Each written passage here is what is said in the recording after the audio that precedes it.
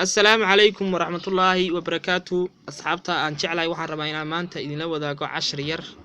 casharkaas oo ah markaa rabtid codka aad dhigtay groupka ama qof u dirtay qofkii inuu dhageystay ama arkay baan rabaa inaan wax idinka tuso. waxaan raadinayaa waa codkaygii baan raadinayaa waa kan waan helay saas aad u qabanaysaan. haddaan idinku soo celiyo saas loo qabanayaa. saa marka loo qabtay meeshaas aad ku dhufanaysaa. codkayga hadda intaas aad dhageysatay intana way aragtay intana group intana wali ma arkin mana dhageysan. marka casharku intaas weeye. saas marka ugu dhufatid oo halka aad ku dhufatid waad aragtaantii. waxaan kala rabaa inaan ku darsado yani marka rabtid qofka aad la hadashid inaan la ogaan waxa jirta waxaad ku xiranaysaa log wax la dhaho.